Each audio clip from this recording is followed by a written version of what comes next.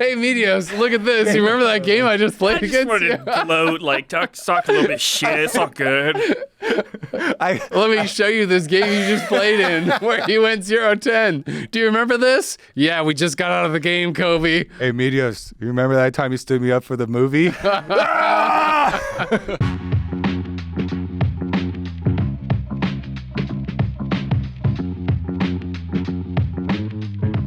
Hello and welcome to The Dive, driven by Kia for the first time. Ooh. Part of the sponsorship, everybody has to do a little driving motion now. Okay, ready? Everybody? That's that. Oh, we're The Dive, we're driven by Kia. Episode 1 of Begging Kia for free cars.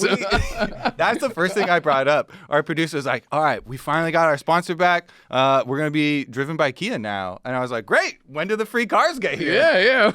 All of us. I'm ready. Meteos got to drive Marks already? You did an ad already? Yeah. Good. We did a couple. It was a good time. This episode is going to be a giga episode, though. So we're just going to get right into the meat here. We've got LCS Summer Split preview. We're going to do power rankings. We've got a patch dropping. We had MSI stuff. We have all this news. Mark's dropped a video on all the LCS updates.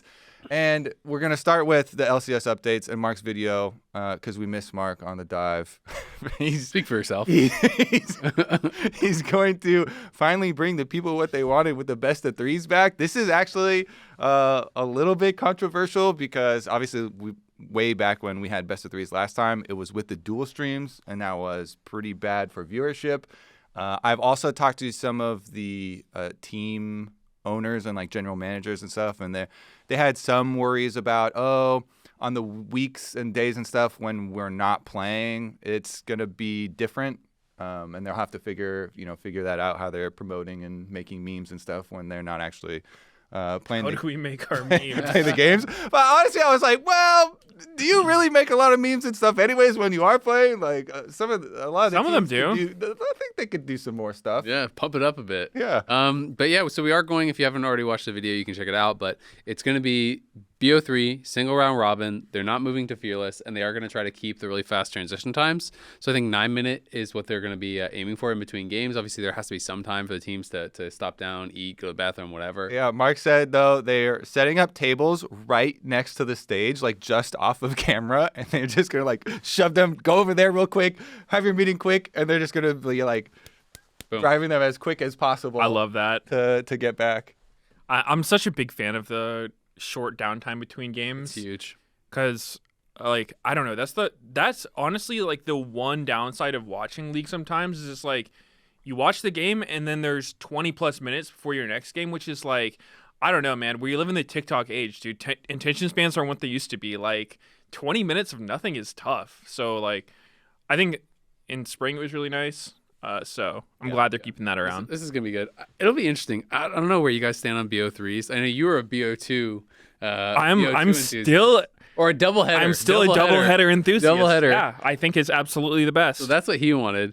I'm not really that big of a fan of BO3. I know, like, my impression is that the really hardcore audience and the players want BO3, but my impression is also that casual audiences don't stick around for BO3s unless they're really hyper engaged. Whereas in BO1s, one of the things that I always really like about it is that every team plays every day, right? So if you're a big Cloud9 fan and it's like, okay, you tune in for the Cloud9 game, hey, maybe you just stick around for the next one, or maybe you tune in a little bit early, watch some of the previous one. It's like, if you're a Cloud9 fan and Immortal Shopify are playing or whatever, are you going to watch that BO3? Probably not, right? And so I think there's higher highs, but there's also lower lows, and that's kind of the trade-off with BO3. Like, your best series can be way more exciting than a BO1. You know, if it goes the distance, it's really hype games back to back to back. But your bad series are also a lot worse. So like, there's a trade-off there. And I am a little bit worried about what it'll do for viewership. I think viewership will go down for sure. I hope that I'm wrong, because I think competitively it's like more interesting. I just think casual audiences aren't going to stick around for all the BO3s. I'm definitely pro BO3 as caster, just because it's more fun to me to be able to look at the adaptations for the team for next team, for next game, and rather than just like jumping to a whole new, fresh kind of separate one. So I'm actually super excited to do it.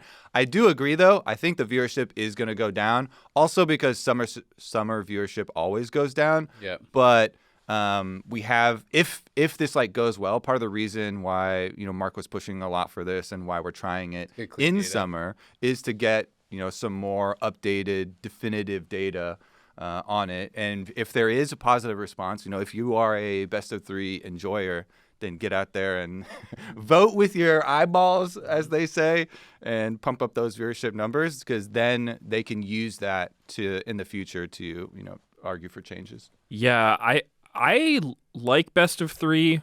The one thing I guess I'm hesitant about is only having a single round robin. To me, that doesn't feel super great, because then it almost feels like your schedule could affect your rankings quite a bit, right? Because, there's Dig coming into the league, and which is, on paper could be a really strong team, but, they're going to be a bit behind the teams that have been playing together all of spring because they're just starting out, right? And 3 players didn't even play competitive like last split. Exactly. So if you play Dig week 1, you're probably not going to be playing as strong of a Dig as the teams that play them at the end of the round robin. So I think that kind of thing isn't the best in my mind, but, BO3 is cool. I'm always a fan of more games, so I think whatever gets us the most games. I love the promo for it. We're like, up to 50% more games in summer. Wow. Thanks, Mr. Mark Zimmerman. Another big W. Another aspect, though, that affects it is patch. So, like, if you're playing at the beginning of the season and you are locked in on this patch, your team has it completely figured out, then, that matchup is going to be completely different than if it's big different patch, later towards the end of the season. And I can already see teams being salty about, oh man, they got to play, this team on that patch. You had to play APA on the Ziggs patch. Yeah, exactly. That's not fair. It's so unlucky. That's so unfair. I think every patch is the Ziggs patch for APA. I don't know. Because another change that went along with this that is in the video, by the way, LCS posted a video, it's on Reddit and YouTube and everything, is that they're changing the format for playoffs too. So your seeding from regular season is really, really important, actually, since we now have a lower bracket gauntlet. And everyone starts upper bracket, and first 2 places in the upper bracket get buys for the beginning of it. So and first place gets to pick which side of the bracket they start on, which I think it always should have been that way. So you can pick like which matchup you would want to play the winner of. So it is. I feel like really regular season seeding is actually super, super beneficial, because it's going to be a grind if you get knocked into the gauntlet. Yep. And as you lose, you're seeding the gauntlet. It'll be like kind of like the old Worlds gauntlet, basically, where like our third team for Worlds qualified through that. So my understanding is that you'll drop down, you'll seed, and then we'll do the gauntlet starting from the bottom. So if you're the last person knocked out, for that last spot, you'd be starting at the top of the gauntlet, and they'll play through for that final Worlds qualification spot, which I think is going to be really exciting, because I always loved watching the gauntlet. Yeah, the gauntlet's super hype. I actually have a question. So, disclaimer, I haven't actually seen the video yet. Maybe they talk about it. But isn't there going to be a pretty high likelihood of ties with only single round robin? Because that means everyone's going to have like 7 games, right? So you can go to game score, though. It'll be like match score, and then it'll go game score, and then it'll be head-to-head, and then it'll be, I don't know. But like with head-to-head and game score, I think almost all ties will be broken. Okay. And then beyond that, I'm sure it'll go to like game time and so on and so forth, win time. Okay. Yeah. So I don't think it'll be a big problem. I think you're right. There will be probably a lot of teams that have a similar match score, though. Yeah. It is going to make the rankings look a little funny, though, at the beginning, because it is going to be kind of slow, like accruing rankings for the standings. You're going to have, you can be 4 and 3 and you're in playoffs. Yeah, exactly. Yeah, I mean, there can be a team that has, you could legit go 0-7, but go 1 and 2 in every series with really close games, but it looks like you're just a turbo feeder. So it's going to be interesting for sure. True. We'll have to watch out for those 0-7 teams. But at the end of the day, it's like the qualifying in the playoffs. If you're good enough, you'll get there, and then you'll have a chance. And it'll be kind of like your normal playoffs. So I'm really excited for those changes. Yeah, playoff changes are gonna be really good. There's a bunch of really good ones. Next one on the list, I'm bumping up all the way from NACL video. They did a 2-parter. And the NACL signings to me are just so exciting. I am a huge Brandon Sanderson fan. He's Same. probably the most prolific fantasy writer right now. Absolutely like currently, is. I think he just absolutely is. pumps out content, and it's all extremely good. So highly recommend reading some Brandon Sanderson books. But him and OTK, which is probably for the general population, would probably be more popular, more of a tie-in. Starforge that I think they own, right? Yeah, but we got to they're- get that OTK brand on there, Yeah, yeah. But OTK and Brandon Sanderson are both joining the league, partnering with teams, with Maryville and with Cincinnati Fear, which is super fun because we're building on the hype of Toast's Toast streams. Like, Toast was a super successful partnership, an NACL owner, and he co-streams all the games and stuff, and they're super fun to watch. And so now we're getting feels like Anderson's gonna be writing books about the LCS. Yeah, exactly. I would totally read a league book by Me Brandon too. Sanderson. That'd be lit. Yeah, well, I feel like this is such a cool snowball to start. If we if we then get Ludwig and stuff, or Moist Critical, and really build up more and more, it could be like this actual celebrity league. Exactly. They joke about that in the video, even like NACL, the North American Celebrity League, right? And I think it's kind of cool because it gives basically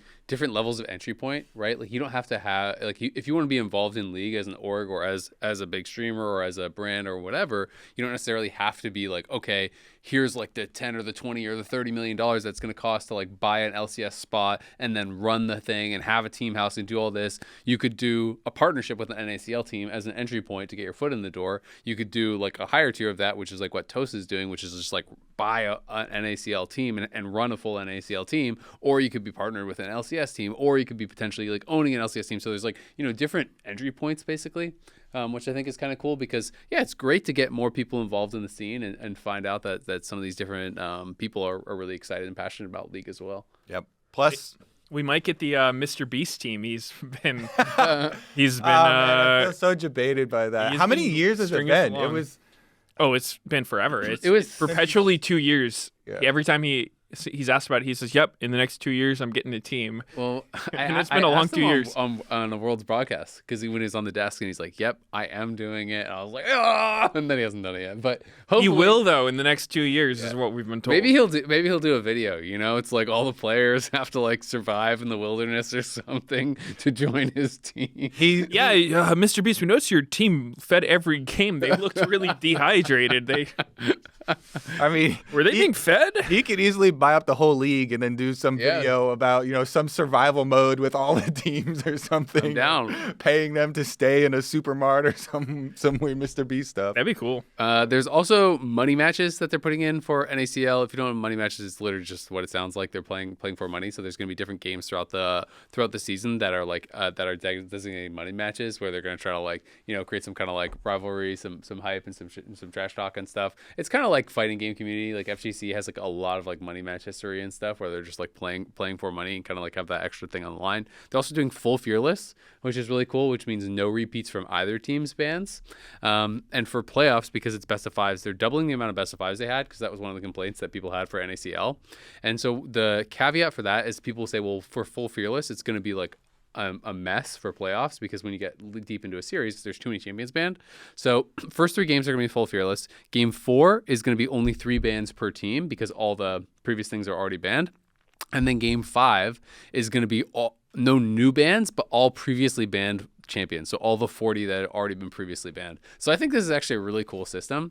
I'm a big fan of it, because if you go into game 5 of a series, 40 champions are banned out. And people have to be a little bit more creative, but it's not pushing it to 60 or whatever it would be. I don't know. I think that it's the idea of fearless to me gets more interesting with the more bands you have. 40's a lot of bands.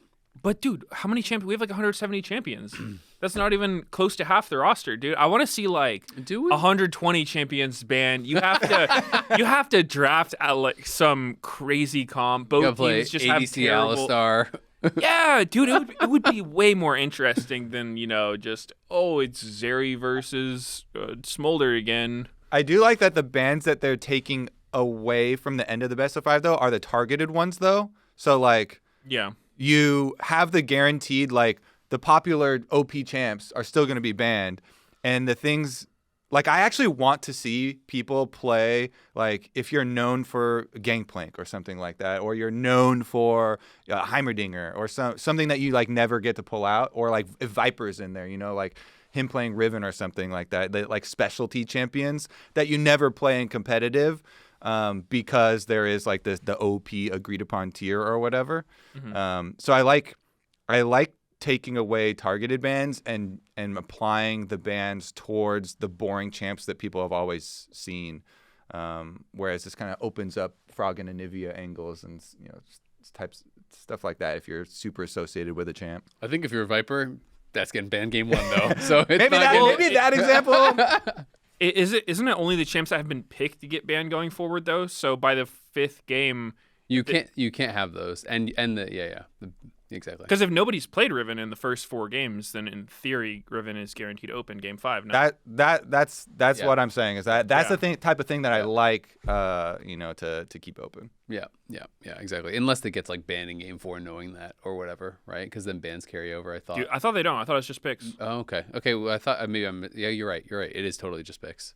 I guess I got confused on the wording when they were talking about the like 3 bans for game 4 that carry over, but it is just the picks. You're totally right. Yeah. So no, it'd be really cool. I'm excited for it. I hope Fearless comes to LCS personally. I actually am really a big fan of it, and I firmly believe that there's so many good champions that are like right below the S tier that people just ignore completely because they can always just play the same thing. They can always just play their 400th game of Renekton instead of like, trying something different. So I talked to Mark about this, and we might have talked about it in a previous episode, but we kind of agreed that I feel like there is more to drafting than just, the standard LCS draft and Fearless. I think there's probably something in the middle or, way out of the box that could be even cooler because, I think both of these systems have pros and cons. There's a lot of ideas. Like even years ago, I was talking to designers. They were trying to like reinvent draft and stuff for pro potentially. And we went through so many different ideas. So there's some like really wacky pitches out there that I think could be pretty cool.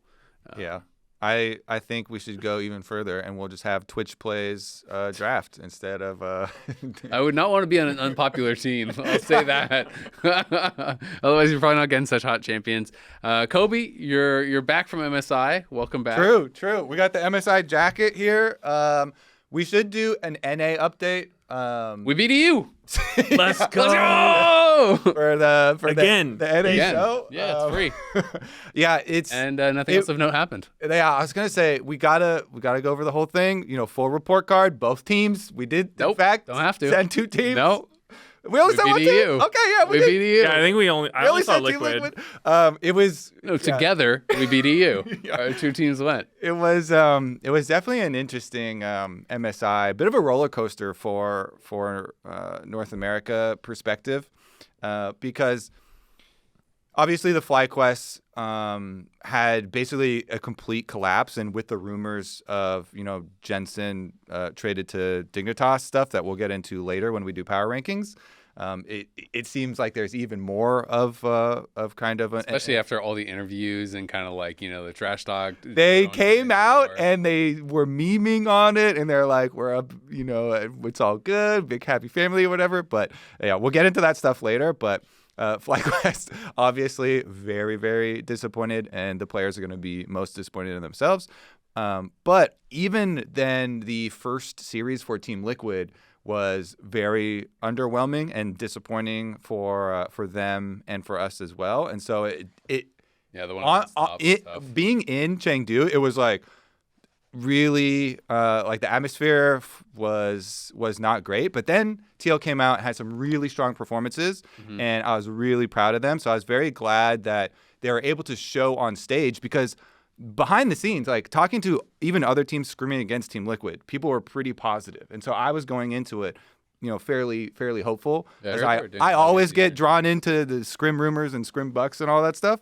And so I was really happy that they were able to show some good games and improvements on stage, and they were really close in even some of the games that they were lost against T1. I know the players, like I saw them going to the restroom between games and like in the hallways and stuff, and they were like, we should have won this game, we should have won that game. They're like, you can say it's cope because at the end of the day they lost, but like a couple fights happened differently. They could have 3-0'd that team. It's actually crazy. They were really, really competitive. They lost. They deserved to lose, but damn, they turned into a really good series. It wasn't just like you got one random fluke game where you got 5 kills at the start and then you got absolutely fisted the rest of the series. Yeah. It was like that was a close series. Game 1, Game 2, like Game 3, all those games were within a fight or two here or there. And even Game 4, where they did get blasted, they were pretty far up early game and actually ran into Core and Impact. And they were like, I was like, yeah, like those were really good games. You guys could have maybe won that, especially the first 3. And they're like, Game 4 was the most free game. We were. It was, but not for them. It went bad early, but it was like they got 2v2 kill bot, I think, really fast, and they felt like they were in a great position. Obviously, things went wrong, and then T1 slammed them in that Game 4. But I will say though, that NA's best performance against T1 ever. I mean, it's not a super high bar, but yeah. Dude, probably is. That's nothing to feel bad about. Like I would say TL made NA proud at MSI. They took a game off T1. That's not something easy to do. That's they almost crazy. Took 2 more. Yeah, and they were competitive the rest of the series. I think that the way it ended Game 4 being such a crushing loss kind of is gonna leave people with that last memory, but overall, I think they did really well. No, I'm happy about it. I felt good watching it. I have a feeling that the power rankings are going to have Team Liquid very high because not only did we give them so many props for their improvements in LCS playoffs, but they continued to build on and improve. It's not like they didn't regress at all. It seems like they almost even gained even more, kind of like exponential improvement from them playing at MSI. And it was so cool, talking to them after every couple of days and how excited and the new info and the new things that they feel like they'd gotten so much better at and they had learned. And then you could see it on stage. Yeah. And that to me is the key part, because a lot of times, there are these moments you're talking about where we're like, we should, if we had done this, then we had done that, then we could have won. And it's all this theoretical stuff. But I feel like they really did show a lot of improvements in a lot of core concepts at the tournament. Especially, I was blown away by how much better APA and Yeon looked compared to Worlds. It was actually crazy. Yeon, hey, Lucian, true. He had a really good Lucian game. He did. At Worlds, I want to take the time to give Yeon some credit for this because I was very critical of him at Worlds. Yeah. He didn't do anything at Worlds. He was completely invisible. Every single game they played at Worlds, I can't remember one good play from Yeon at Worlds that was a big standout play. He was wow, you're giving him a lot of credit. no. At Worlds was rough, and then coming to MSI, he was incredible. He was carrying a lot of these games. He was playing hyper aggressive. He was playing with so much confidence. So it was so cool to see that not only did he really improve throughout the splits in the regular season, he was their main carry threat, and he was playing so damn well. I think it was one of the best Western Lucian games I've ever seen. That he played, and it was just so fun to watch. Bringing out the Samira even, and popping off on the Samira game, and he had some really, really fun, impressive performances. So I just was so happy watching that. APA as well. Yeah, he had some games where he got super camped and got blasted, but he also turned in some really strong games. Their Tristana Lucian game at the end was so good from both of those carries. And I think it's really key to see them playing with confidence on the international stage, because this is MSI. MSI is not just the international stage. It's actually more difficult than Worlds, because Worlds you're including down to 4th seeds and stuff. And MSI is just number 1 and number 2. And in so many of these ones, you are playing against the literal world champions, and the best players in the world. And he's dashing forward on Lucian and getting big chunks on people before these team fights to get them advantages. And then in the critical team fight, APA is flashing in with him, and they're making really big plays. So that made me really, really excited for not only Summer Split here for LCS, but also eventual Worlds here. It really exemplified what he was talking about in an interview during the Spring Split, where TL just started kind of brawling all the time, and they gave that interview, and he was basically, he'd come to the conclusion that if he doesn't think someone should be able to get away with something in the game, he doesn't care anymore. He's just going to fight them for it. You know what I mean? It's like if I think you're doing the wrong play, I'm not going to be worried about if I mess it up. I'm just going to like try to punish you on that play, and he's going to try to keep that level of aggression. And I feel like people always talk about, yeah, I'm going to bring that to Worlds too, but then they kind of never do because they get like pounded in scrims, and then they just try to play like risk averse, and it just goes even worse because you're like, well, it never works out. But he really did play with that confidence, and I think that is the key to having those big moments. When you think to all the best international moments for NA, it's about being able to play with that level of confidence. And, I think Yeon really exemplified that. Obviously, G2 Energy at Worlds, last year was huge with that. But like all of the big successes from NA come with playing with confidence and playing with aggression and, really kind of having faith in yourself. So that was a lot of fun for me to watch. It was definitely a change of pace from our normal, sending teams that, like you said, have that risk-averse play style where, maybe it works domestically because you just have the strongest laners who can build leads and then you choke out your opponent. But then when you're playing up against the number one LCK, number one LPL team, that doesn't really work. You don't get those leads early.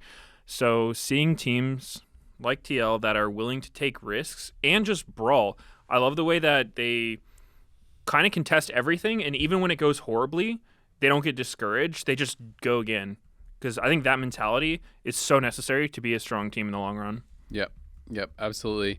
We can jump forward. There was some interesting stuff going on in CBLoL. I actually first saw this from Molecule tweeted this out. And so Liberty Esports is the team. They're basically trying to change how teams are practicing. And so they're trying to take like a traditional sports approach basically to how they're going to be practicing. They're only going to be doing everything is in-house. They're going to do 0 external scrims. So they're only going to be playing in-house, and they're trying to essentially establish drills where they're doing like lots and lots of like drills, whether it's like 2v2 drills or like, team fight drills or like, I don't know what all it's going to entail, but they're taking this approach to try to, kind of like revolutionize practice in League, which I think is really interesting because a lot of people talk about like, the problems with practice in League, the problems with scrim culture, if people aren't actually like giving their all and doing all these different things, but there's not really a lot of change that I've heard of over the years. So whether or not this is going to work, I have no idea. But I do think it's really interesting that someone is actually trying to take a real swing at it. Because even if there's like only like one thing that they find that's super useful, like, oh, it turns out this one drill actually really improved one aspect of people's games, then hey, maybe other teams start incorporating that and you can kind of go from there and start to change things. Yeah, I think that it is unnecessary to say that you're going to do 0 scrims versus other like teams in the league, though, and say that you're going to do all of them in-house versus academy. I mean, teams, if you have a good academy squad, then yeah, you can incorporate lots of academy scrims and do, internal stuff where you're keeping stuff secret and still do some scrims versus the other teams. The thing that makes it seem to me like a publicity stunt move is to come out and be like, we're going to do 0 matches versus any of the other teams. We're going to be so secret and so smart. It's going to be insane. They're never going to see this coming. I'm like, okay, man, like you could have just like done that and then also still had some scrims versus like the top teams in your league. Yeah, I completely agree with that last part. I think interesting is the way I would describe this. To me, it's cool. Yeah, as a spectator, I feel like if I was on the team and a team told me we were doing that, I would question them heavily because for all the downsides of scrim culture, sure, there's some stuff, but you just get exposed to more. And so when you're only scrimming within your own team, a lot of times just weird stuff starts happening, which I think any LCS team who has had an academy team where you just scrim too much, you just start getting really weird reads about the game because you know what the other team's going to do too much, and that's just not going to be the case when you're playing actual matches. So I would be very surprised if this actually ends up being a successful approach, but I'm going to check and see if it is. Yeah, I mean, if it is, good for them. Good for them if it works out. Like you said, I agree. This is probably, it's going 0 to 100, right? There's for sure a middle ground where you could be like, we're gonna cut out a scrim block each week and just only do drills during that scrim block, but and see how that works. But but I'm interested. I want to know what happens. What drills are you even doing though? Because in my mind, the only thing that I would 1v1s, I don't know. Sure, but you can do that. Fights. You can do that when. Like I feel like something like a dragon fight, there's just way too many variables to control. The only thing I feel like would be an actual useful drill is, doing a clean tower dive type thing, where you when you watch the LPL teams tower dive, that looks so messed up and unfair, right? Yeah. They're just perfectly juggling the tower aggro, going in, going out, getting the maximum damage, taking the least shots. I think that's definitely something worth practicing that you can get good at.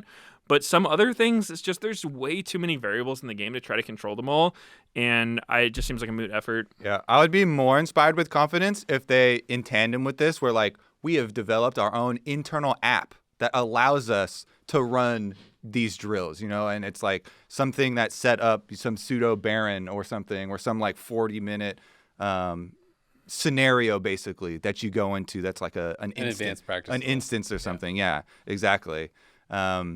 Whereas which we have had like, and this is not to take away, I think the kind of like billboard nature of it, of being like, oh, we're going to do 0.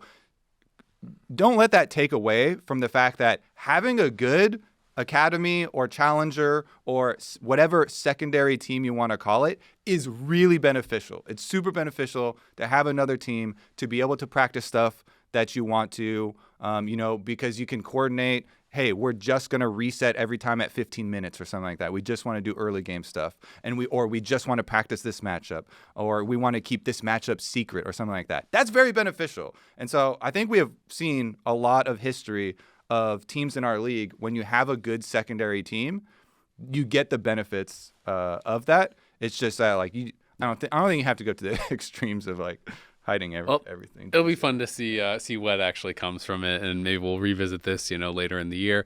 The Faker Hall of Legends reveal obviously happened. The skin got announced. There's a lot of drama. People are pissed about how expensive the highest tier of the Battle Pass is. What is your guys' take on all this? I think I have maybe the dissenting view from the general public, where so initially I was just saying, who cares that there's a $500 skin, right? If you don't want it, don't buy it. It's whatever. It's for the whales. It's for the people who want something exclusive, because in my mind, I kind of relate it to designer brands, right? When I walk down LA, I see people wearing Balenciaga hoodies that are $2,000 that look like it could be a $10 hoodie. But people like that stuff. People like being able to flex, and that's cool. So that was my initial take, and then I was talking about it on stream a bit, and the other viewpoint that I do understand is I think it's people aren't so much upset that there is a $500 skin, but it's that it's Faker's one, because I think so many people were just really excited. This is the first time there's a Hall of Legends. It's Faker being inducted. Who else is it going to be? They want to celebrate him. Yeah, they want to celebrate him, and then they're like, I'm going to buy his skin.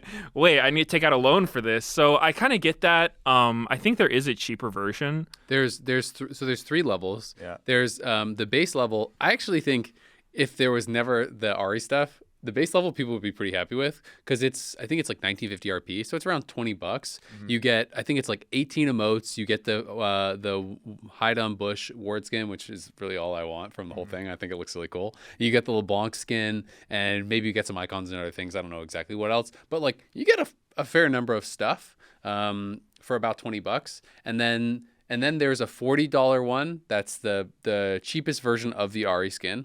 That's included. Then it goes to like 200 or 250 or something for a fancy version of the Ari, and then the $500 or $600 one or whatever it is. I think mainly the only real difference is I think it auto completes the battle pass, so you get everything unlocked right away, and it has Faker's signature when you kill the tower. So I think that's the big differences. So there are 4 different tiers. I think there's LeBlanc tier, base Ari, super fancy Ari with the signature is essentially what it is. Yeah, I mean, I'm kind of on the initial point of view that you said when you're like, oh yeah, there are things available for whales because there are these other options. If it was only like that $500 one, also full transparency, I've been a free-to-play player on every game that I've ever played, including League of Legends. I have not spent a single dollar on it, so I'm not super invested in We're not the target the audience. arguments on skin stuff. Also, mine is kind of like, it's also kind of fake since I was like playing tournaments really early on, so I won tons of RP, and so I just like had much. So And you were a rioter, so you got free RP from that. And yeah, exactly. During Riot, then you get a stipend of RP as well. So Yeah. mine's also super fake. And so I'm like, I'm not gonna weigh in too heavily here. Yeah, I mean, it's really interesting. Like, I can totally see both sides because I do, especially because most of the promotion has obviously been done about the Ari skin because it's just super cool, right? Like, the Ari skin's sick. And it also has all kinds of cool little, like, references and tidbits about Faker. So if you were really invested in watching this, like, the LeBlanc skin is included in a lot of the stuff too, but it's like, it's like 90% Ari and then they like, here's LeBlanc doing a combo, right? Yeah. Because the Ari skin is crazy. It's a really cool skin. So if you're getting really excited about that and you're like hyped up to like celebrate this thing and celebrate the induction of Faker, it's like the greatest player ever, by far the most popular player. Like we hit the lotto by having Faker be the face of League. Like, let's be honest, he did so much for the game. So I definitely understand the frustration from that point. But also the reality is with all these things, like as a consumer, the only power you have is with your wallet, right? Like, so you buy it or you don't. And you have to vote with your wallet in these things. And it's like, the reality is, I can't be mad at Riot if this makes a bunch of money, right? Like, if there's all this outrage and then they sell $20 million worth of these skins, then it's like, well, guess what? Of course they're going to do it again. They'd be dumb not to, right? Like, that's just good business.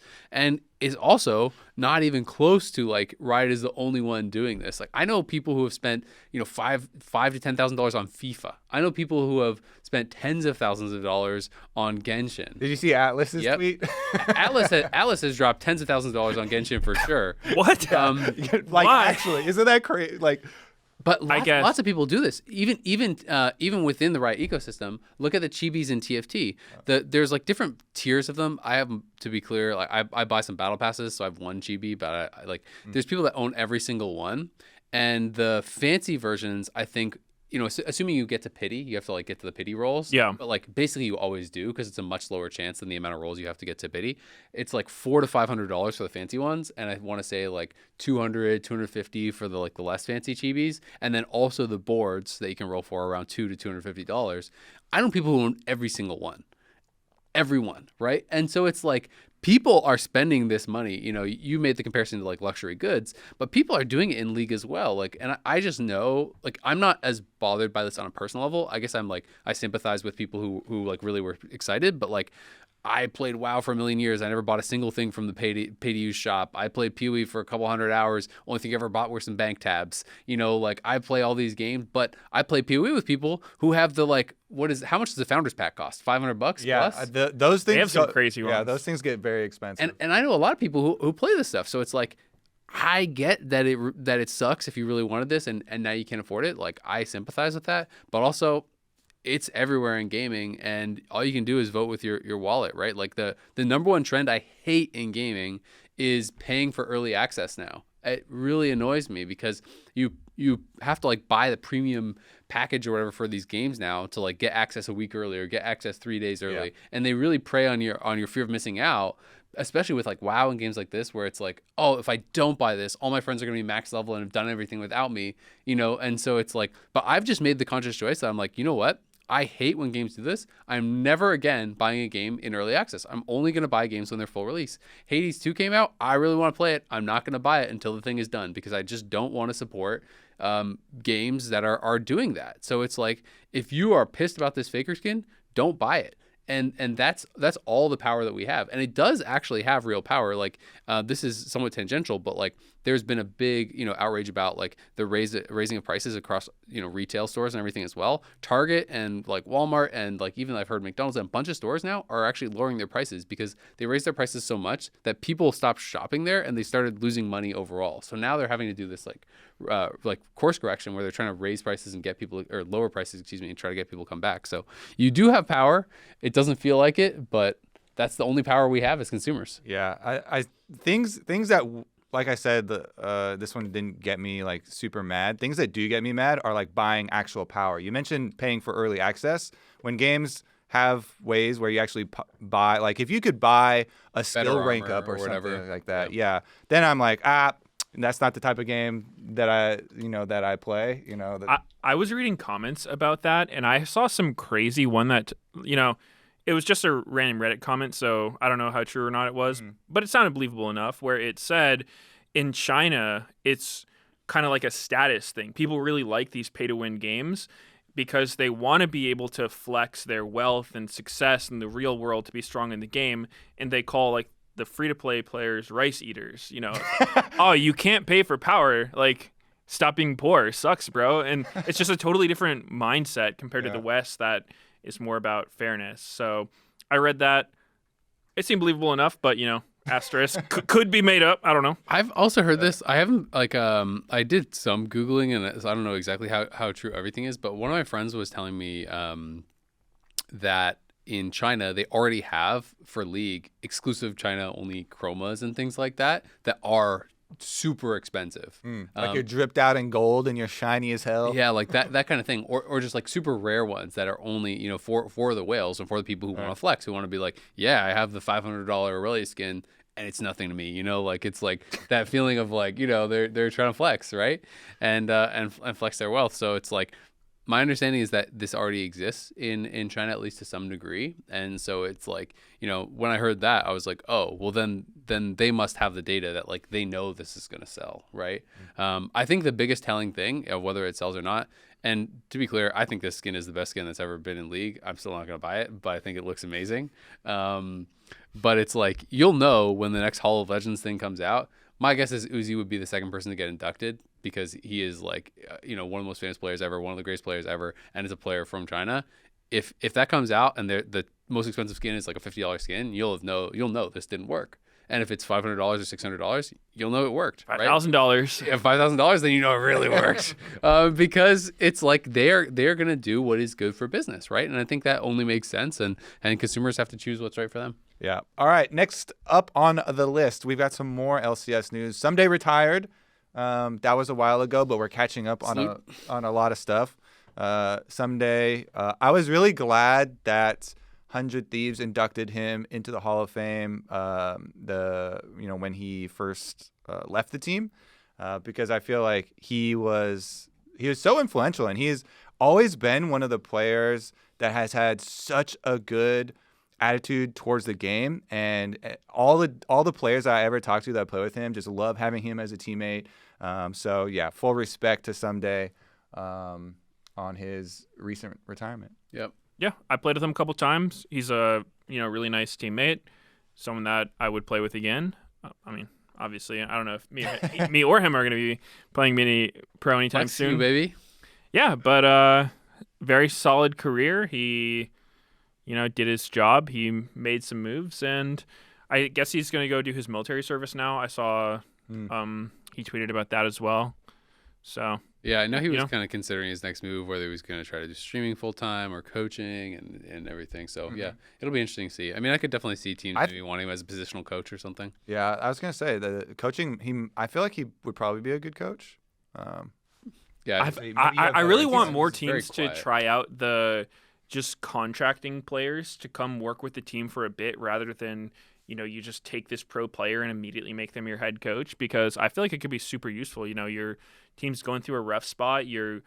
No one's on the same page with your top laner. It's okay. Let's, hire Ssumday for a month. He'll come in, he'll watch the scrims, he'll work with the top laner and the team and figure out what's going on. I think that kind of thing would be super valuable for teams. So, maybe people will try it. Zuna, also really tragic news that he had passed away. He was a former Team Vulcan and Cloud9 player from the very early days, died at 33, so quite young and really, really sad. He also went on to be a Heroes of the Storm pro afterwards. He was more before my time. I remember him a little bit. But I wasn't as tapped into the league scene in the 2012, 2013 era. I remember him from the very beginning of the LCS because we were in this really small studio that's actually just around the corner from where we are here.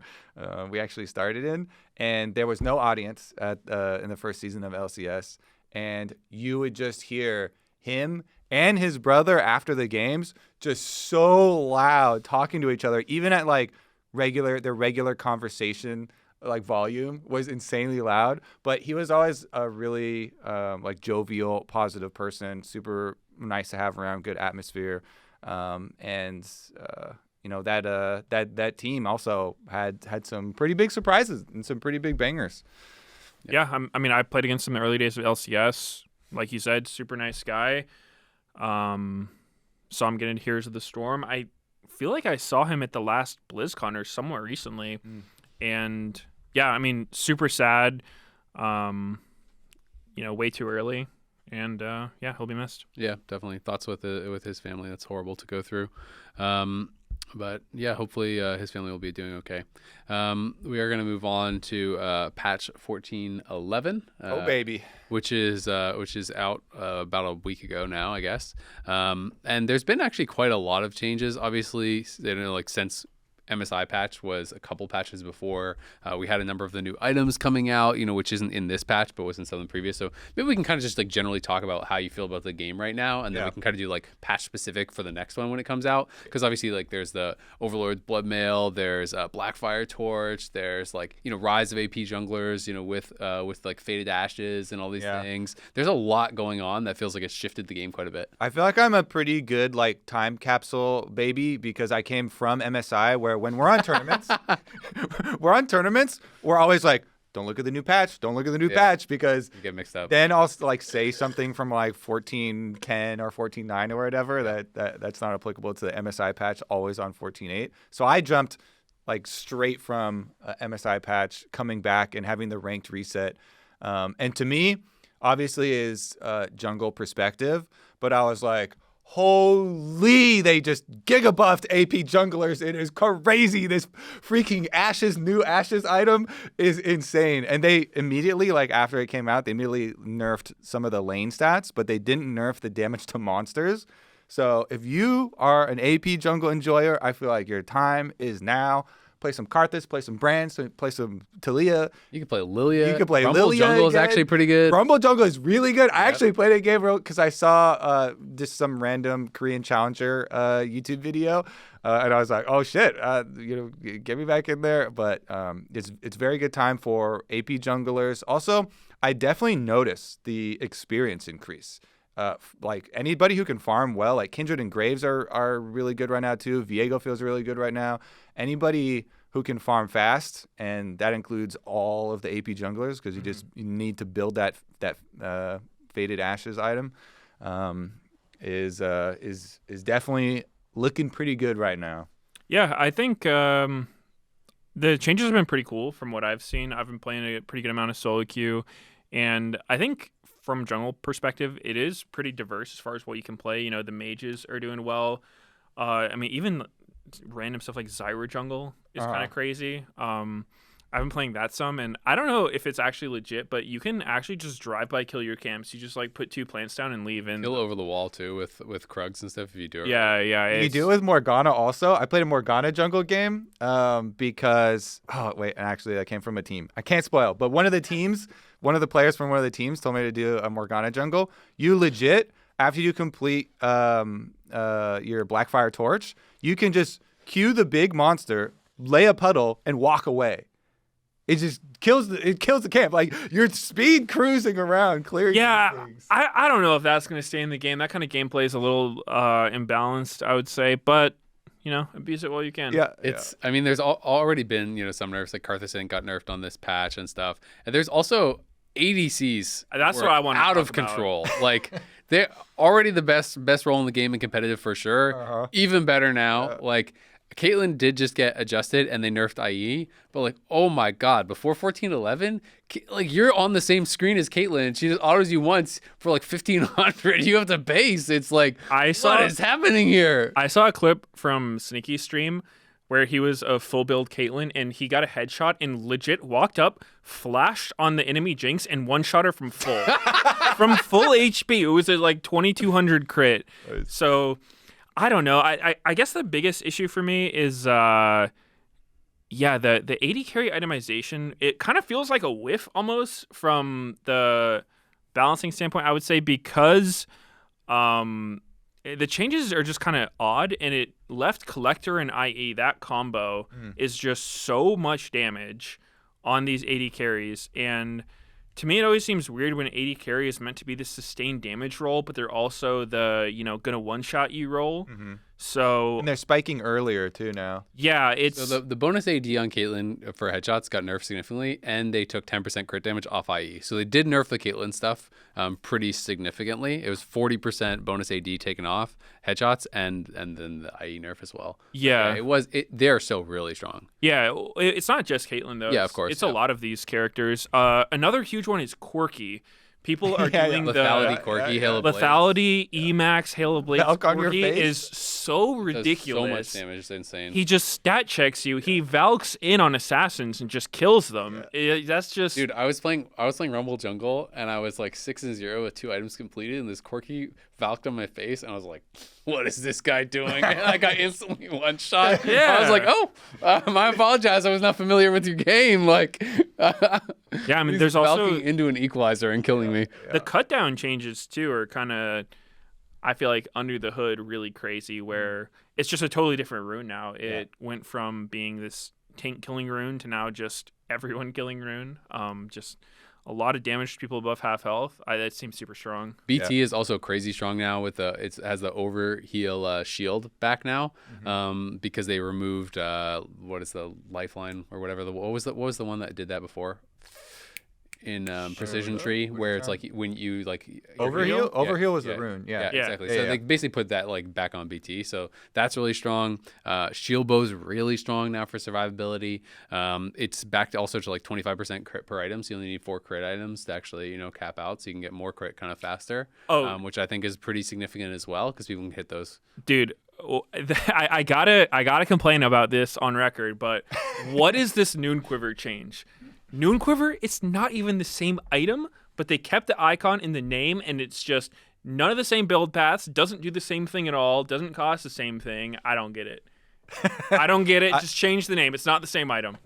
All I know is I was cracking up. Midnight Quiver. I was cracking up when I saw the icon for this slingshot thing the first time also, that on it. And then I looked at the stats also, and I was like, this thing is actually trash.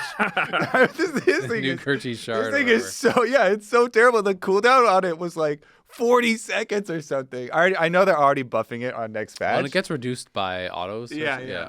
But they're already like buffing it on next patch because it was so bad. But I was like, what is this little like toy slingshot you're bringing to this fight here? I'm really glad that they removed the Dirk stacking too, because the first time I played against a 5 rated Dirk Corki was like, there's no way this should be in the game.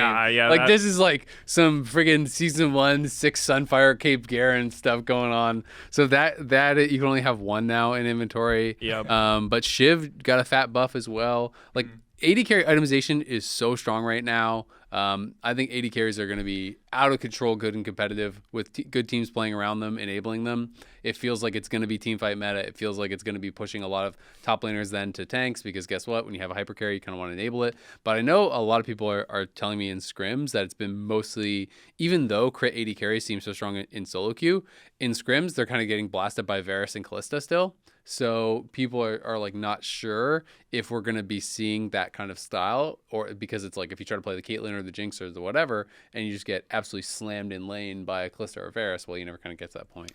The other one that is a big question mark is if we're going to keep seeing lane swaps. That was one thing that showed up this MSI kind of out of nowhere, and I would say people are kind of split on it. I've seen opinions of, I think anyone from the early days of LCS who has seen way more than of their fair share of lane swaps is kind of ready for it to go away. I think there are some people who appreciate the novelty of it. There are some interesting games with lane swaps, but when it starts becoming a regular thing, it's pretty bad for the game. And on top of that, it also has this sort of control on how you can draft, because with lane swapping being an option that you can do, it really limits what you can pick, right? If you want to pick some lane bully or some top laner that needs a lot of resources, well, guess what?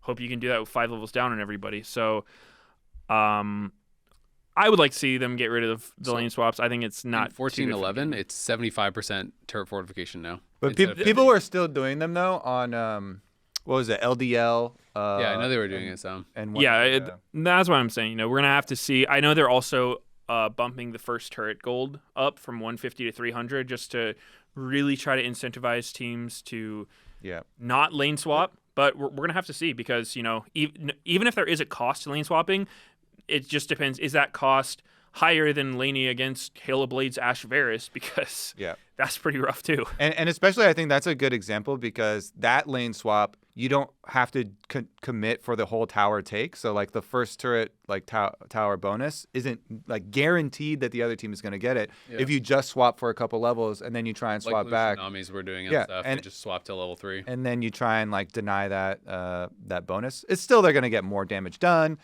with the difference in the reduction and everything like that. But we'll have to check. I kind of do like.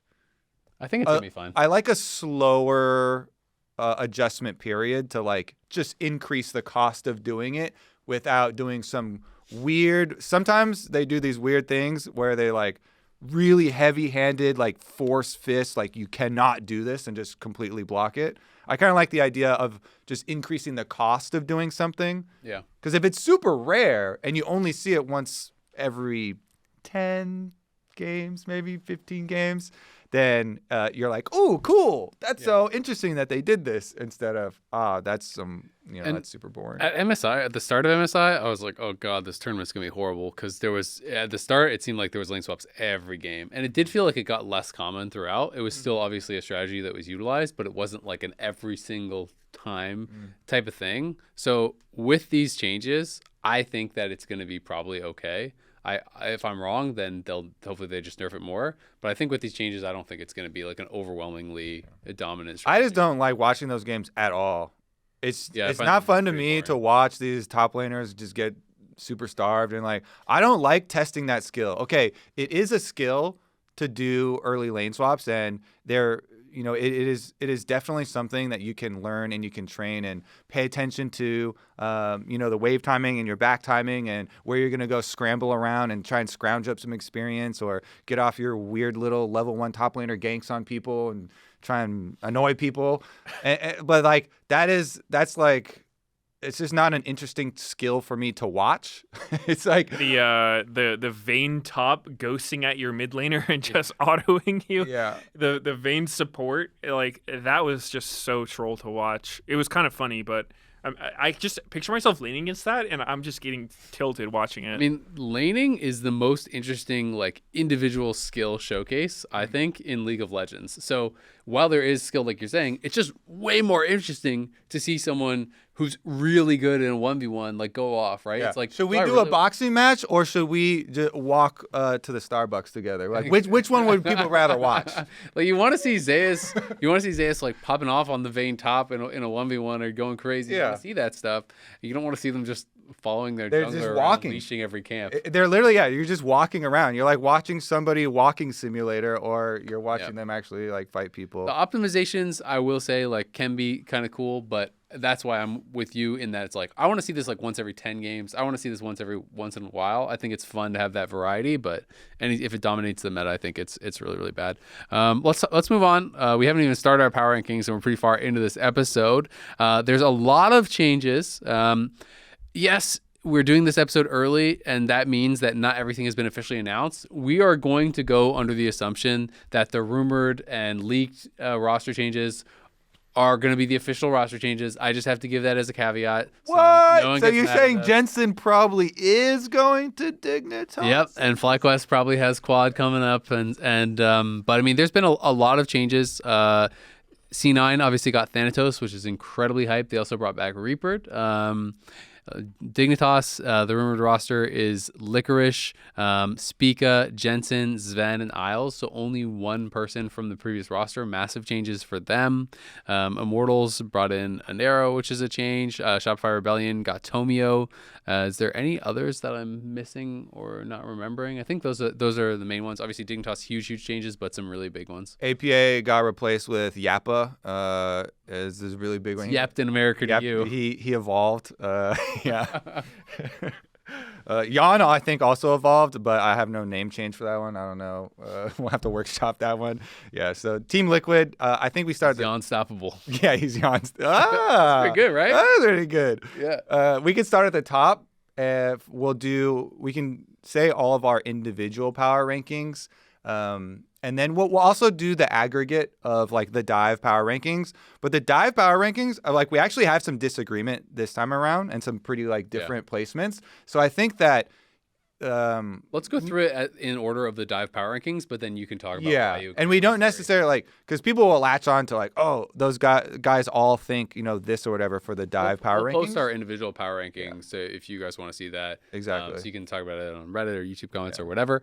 But the top two we do agree on. Number one, we'll start with them. It is TL. So obviously all of us agreed on TL. I think people have a lot of confidence in them after MSI, seeing that they have made pretty consistent improvements throughout spring. They went into MSI. It felt like those improvements continued. I think my only real kind of like, ooh, what if maybe worry is like, okay, what if they get burned out, because they've been grinding really hard and they just went to MSI, so there could be that concern of like burnout and kind of that fall off post MSI. But assuming they're able to continue their trajectory, this is the team B for sure. Yeah. And I think they're super hungry coming back because like I said, they did not take those losses well at MSI. They were like, we should have won this. They were looking pretty pissed, and they were getting right back in there grinding immediately. You can already see a bunch of them streaming a lot of their grinding solo queue and stuff. So I really think this team is going to be hungry, and they have improved a lot.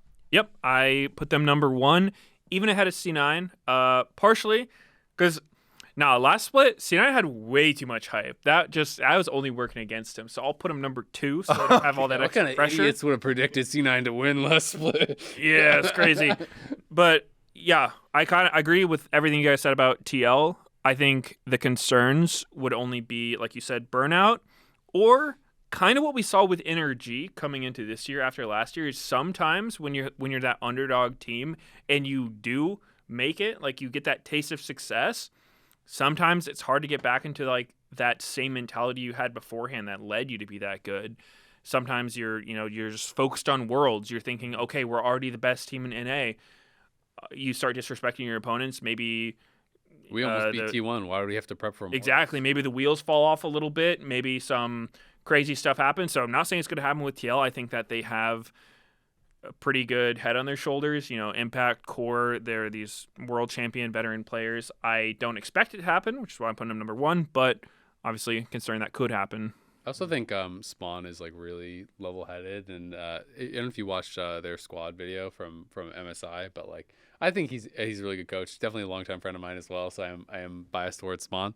But I think he's doing a great job, and I think he'd definitely be the kind of guy because he has a crazy work ethic. Like he is the kind of coach that is like he feels he has to be there before the first player is there and after the last player has left. So it's like, he's definitely going to be, I think, cracking the whip if people are slacking. Yeah.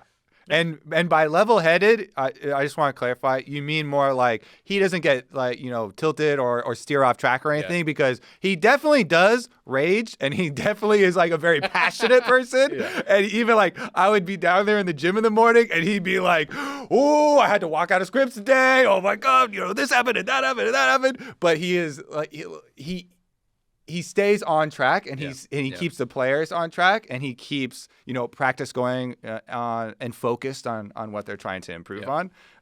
He is definitely a passionate coach as well. And shout out to Core today. If you watch the squad video, they had some stuff where it was like APA was clearly getting like really pissed in the scrims and Core I think did a really good job of kind of like leading some of their discussions afterwards of like talking through. It's like, hey, like if you're mad, like that's fine, but like explain to us why, so like we can like understand and like move on from there, so it's not affecting other games. And it seemed like it was like pretty healthy and well done. And like APA was saying that like he was mad because he thought that like basically the Core and Yeon like misplayed this thing and it like ruined his game because he like roamed for it and then they misplayed and they should have won that fight and whatever, so he was mad. But it was, I don't know, I just thought that it was cool. It's a cool video and it gave some insight into like how they handle things and the value of having some veterans and stuff on the team, right? Someone like Core who's been around, who's pretty mature and has a little bit older, has seen it all. Yeah, and handles these situations really well. And that's always why Spawn also always gives a lot of credit to Cordier. Is like he makes a point to mention him as like team captain, and it really does benefit a coach to also have such a strong in-game leader like that. All right, number two, we all again agree. This one is C9. This one I think is interesting because it's like I put TL first. I think I have to give them that respect. But C9 again, even though like they didn't perform nearly as well in spring, I do think there's even more reason to be excited. Thanatos, like talking to Chronicler about Thanatos just makes me so excited about him. I feel like he's going to be like what Berserker was when he came. Like I have really high expectations for him. And also the return of Reapert. I think Reapert has proven to be a really good coach in NA, has done very well. So him coming back, so there are kind of those changes. Obviously, C9 did not reach the highs that were kind of expected of them. And, like my kind of biggest question mark is still around their bot lane. Berserker was not nearly as good, I think, as he has been in the past, last split. So I was kind of disappointed with that. And Vulcan, obviously, the L's are kind of stacking up a little bit for him. He played with Prince. That didn't work out. Now he's playing with Berserker. That was expected to be dominance. It didn't really work out in the same way. So there's a lot of pressure on the bot lane. But this team, I still think, potentially has the highest ceiling because it is like just absolutely stacked with talent. It's just a question of like, can they actually fix what needs to be fixed? Can this team reach those? I did put them second, but I feel like I'm way more wobbly, and I was pretty worried. I'm a firm second. You're a firm because I'm like, oh man, I am done buying into all these like Omega hypes. Chronicler, he is super hyping him up. Everyone's like, oh my god, this another Korean prodigy top laner coming in. I'm like, well, let me see how it works out when he's actually here, and is it actually gonna be better? I got burned last split by my Cloud9 placement also, so I was. It's fun to be excited though. I still put them second, but it's fun. I begrudgingly put them second. I was like, man, don't burn me again, Cloud9. I was talking to some people from LCK, and they were telling me that teams, like there was like a bunch of teams that wanted Thanatos, and they were all calling him Zeus 2.0 and stuff like that. And I'm like, oh baby, I have been burned before by some of this hype though. Yeah, I mean, obviously, I have a little bit more info on C9 being part of the org and being C9 Meteos himself. being C9 Meteos himself.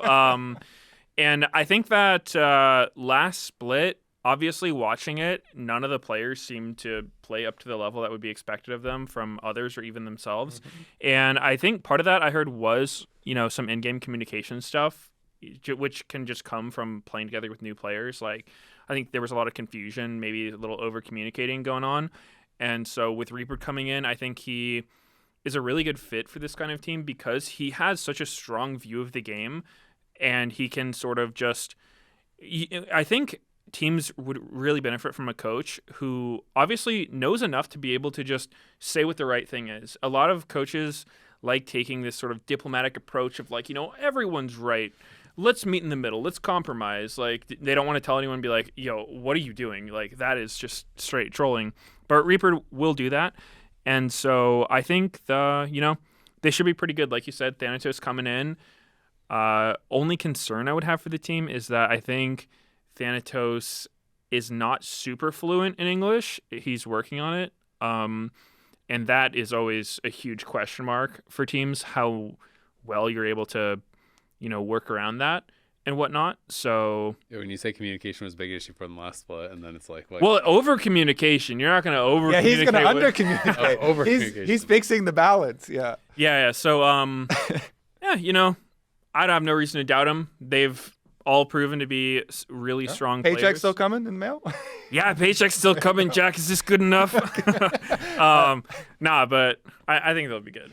Yeah, I do want to also mention, because I think it is also important, that Fudge, when he got let go or benched or whatever, he went to Jack and was like, "Don't pay me. I will work for my spot." And so they brought him on their boot camp, and he's still like trying to play seemingly for the spot. So they do have like a backup top laner. I have always been kind of worried about situations like that where you're not like dead set on your starting roster. So I'm not sure, but how this one is going to work out internally, and like how all the players are going to work together once again. But we'll see as far as the updates go. They did also play a little show match. I forget what it was called, But Thanatos played, and I saw when they were 1-1. They won one game and lost one of the games, and it was looking okay. Yep. Yeah, they've been boot camping in Korea for the last month, scrimming teams, doing a lot of solo queue. So I think that's for sure going to help them. I also know Fear X is the place where they're doing the boot camp, and they post on his like the updates. They did a tweet I saw the other day, and it was like Fudge's progress or whatever, and they have like every day and like what his LP was, and he's basically going up every single day. And like this was, I don't know, a week or two ago now, but he was like almost 900 LP in Challenger, which was like early season, very, very high. Yeah. So he's doing really well in Korean solo queue. And the other thing I'd like to add on is I did feel that Fudge got an unfair amount of kind of like blame and hate for C9's lack of success.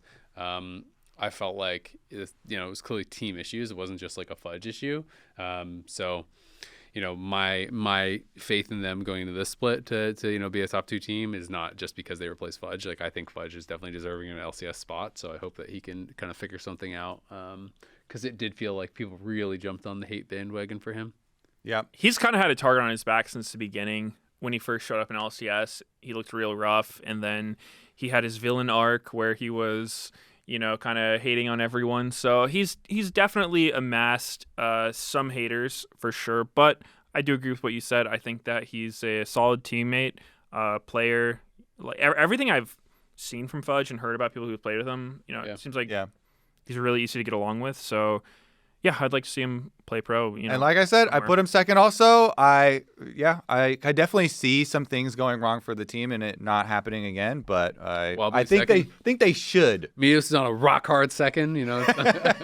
All right, let's go to the next one. This is our first one where we have some differences. You guys both put FlyQuest, so we'll go FlyQuest first. You guys both have them.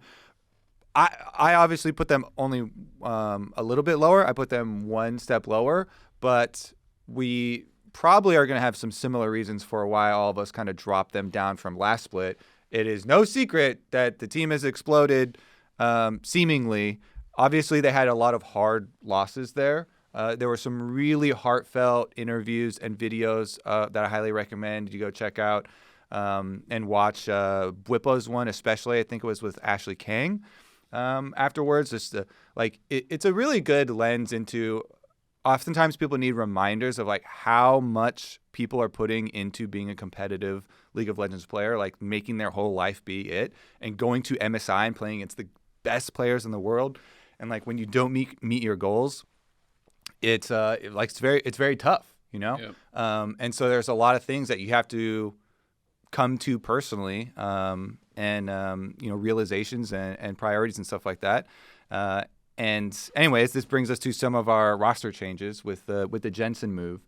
That was one of the big ones why I believe all of us, and obviously I dropped them a little bit lower, moved them down. But, changing a player mid-split and being a team that just suffered some pretty heavy losses that watching some of these videos even seemed like it might even be like paradigm shifting for Bwipo. Is like he was questioning a lot of things.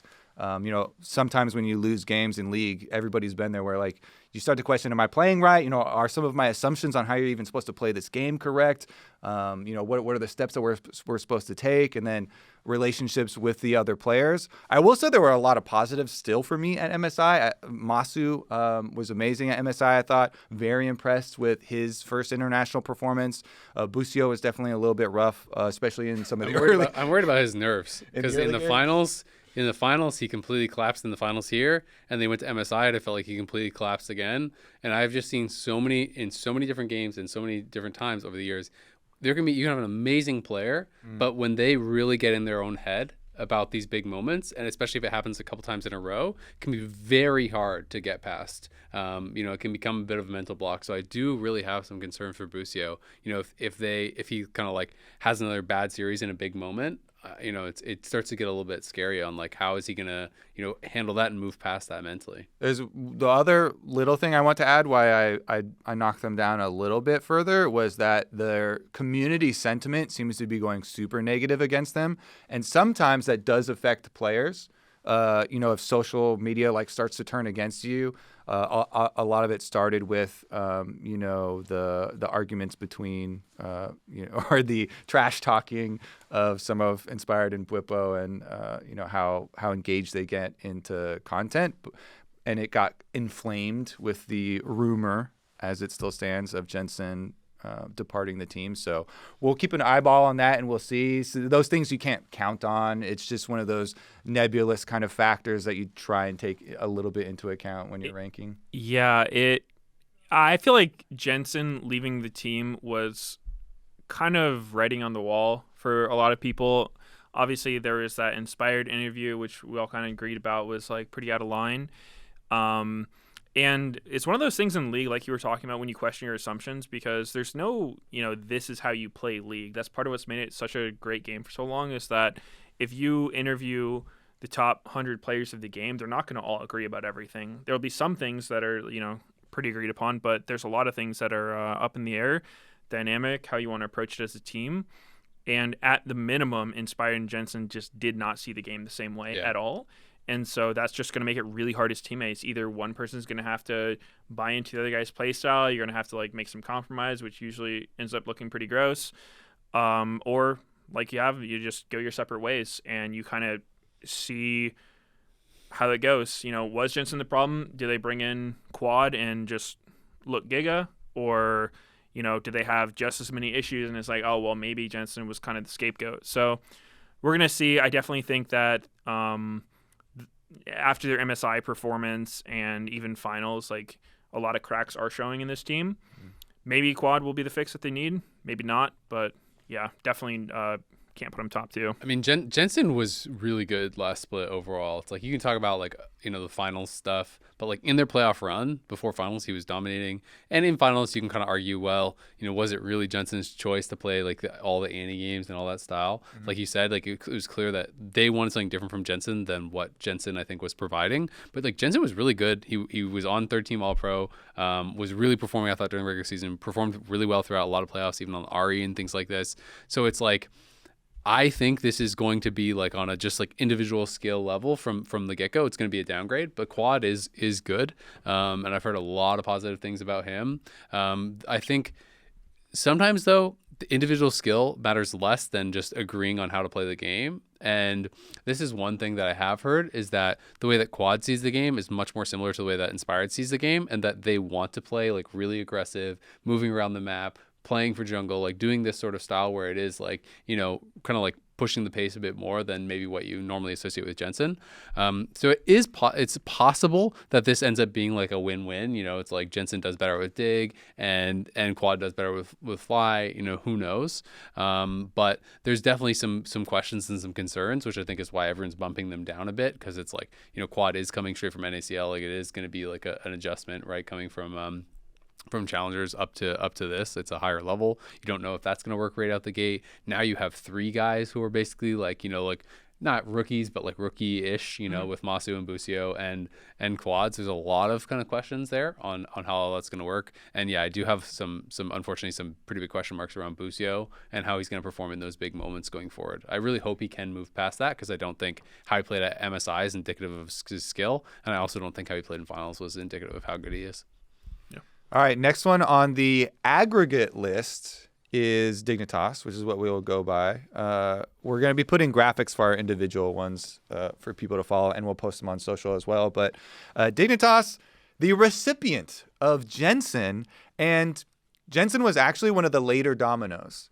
This whole Dignitas offseason, this was the explosion of offseason, was Dignitas collecting all of these kind of star players that we had been highlighting in spring as, what the hell? How come these guys don't have teams? It was the unemployment all-star team. It was the unemployment all-star team. And Dignitas was like, Summer, let's go collect them all. And oftentimes when you're in the off season and you're a GM with a team, it's a chain reaction where if you get one player that other players want to play with, then it's way easier for the negotiations. People will drop down on price. You'll be able to get the next player that really is oh, this team is actually going to try and win. I want to play with him. I want to play with him. And so then they're able to chain this all together, ending up with not only Jensen, but also Licorice, Spica, Jensen, Sven, and then Isles stays from last split. Exactly. Yep. Yep. Do you want to start first, Meteos? Because Meteos had them at Yeah. 4th. Kobe and I had them both at 5th. Yeah, I put them 4th just pretty much due to, raw talent of the players. I think all these players have proven to be really good. I'm also pretty keen on Sven. I think he's one of the players that if I was a GM or coach or whatnot, I would want him on my team just for the sake of having an in-game leader of sorts, just for making calls in-game, but also just, in review and whatnot. I know that Sven is just a huge voice in every team he's played on. He has a just very solid way of how he wants to play, and I think that direction can help the team a lot because we've seen all the time the teams that don't have that kind of leader, and it just doesn't look that cohesive. And so I'm a big fan of Sven, and I think he's got a good team around him. Licorice, Jensen, Spica, all really solid players. And like I mentioned earlier, I think that they could have a slow start. Obviously they didn't play spring together. They weren't even playing spring for most of them. So whether or not it clicks right away or it takes some time, I think that, they definitely have the potential to be top 4. I was talking to some of the players on like early scrim info and stuff. And obviously a lot of the teams that are playing Dig right now pretty early on were like, yeah, we kind of shit on them. But even those same players are like, I think they just need time because they know like these are good players. So that's part of the reason why I definitely knocked them even further. Like on hype alone, I was like, oh, I kind of want to edge them up. A lot of the teams this split are pretty close, and it's kind of hard. It was kind of hard to filter the power rankings. And so then you have to go off of stuff like this, where if I think that Dignitas are going to have a slower start, even if I think overall like the team itself is going to end up being, a little bit higher, if you're dropping earlier games in the split, because we're doing regular season, then that means that this team is going to finish a little bit lower. Yeah, because these power rankings are for where you finish in the regular season. Yep. Dropping those games early on is going to matter and is going to actually have you down a little bit in the power rankings. And this is the team that I feel like there could be I would be not that shocked if there was like a massive swing between it's like if you told me they won the split, I'd be like, oh, that's kind of surprising. If you told me they got second, I'd be like, oh, wow. If you told me they got 6th, I'd be like, yeah, I can see it. You know what I mean? Like I feel like this team could go a lot of different ways because there are a lot of question marks. Speak as an MVP, yeah, that's great, but he didn't play last split. We know he's still grinding solo queues, streaming, we know he's playing. Licorice, last time we saw him, he was the best top laner in NA, but he is a guy who always did more of relied on scrimming and doing 1v1s for practice. He has not really been known as a solo queue grinder. I don't really know how much he has played while he had his time off. I found his account now. He has 66% win rate, 700 LP challenger, so he's obviously doing really well in solo queue. But it's like Sven. Not only did he not play last split, but last time he played, he was playing support. Now he's going back to AD, so there could be a little bit of adjustment there. Again, he's gonna be really high in solo queue. He always is. He's always grinding. So I have no worries about work ethic or anything. But it's new people coming together. 3 of them didn't even play last split. One of them's changing positions, and it's some people that I think are very opinionated on how to play the game. It's a lot of people who have been around for a long time, so it could go really well. Their ceiling is winning the split. I think they could, but I also think this team could be a hot mess. And I think the goal is beating FlyQuest. This is the revenge squad. I mean, dude, this is the most competitive roster Dig has had since Skara. I don't Probably know. ever. Yeah, this is actually maybe the first time. They did go to Worlds before and stuff, so That's true. Yeah. But yeah, I mean, a long time. This definitely, for the Dig fan out there, or maybe multiple if there's more than one, this is looking good for them. Dig Stonks on the rise. This is looking good for you. I would say this middle 4 for me is hard. Is so just up in the air. Between 3rd and 6th, I almost feel it's interchangeable. Yeah. Yep. But you got those last 2 locked down though, huh? Yeah. Yeah. They got him locked down, not me. Top two, They got him locked We're down. feeling confident. Top 2, bottom 2, locked in. The rest, there is some room to flex. But yeah, this is going to be an exciting team. I will just say also, I'm so happy to have Sven back playing. I'm so happy to Speak and Licorice are back playing.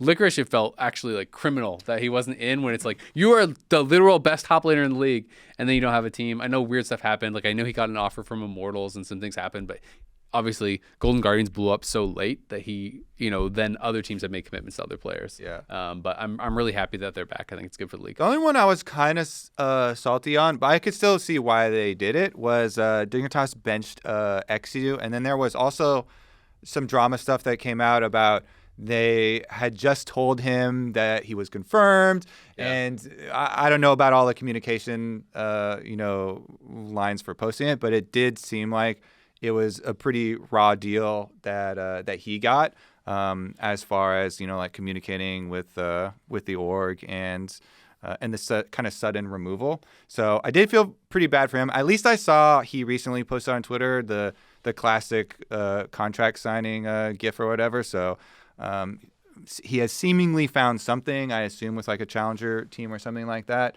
But I really thought he was a good prospect. He was doing well. They're Still is. building up good North American talent. Yeah, still is. It just does suck that he kind of got like...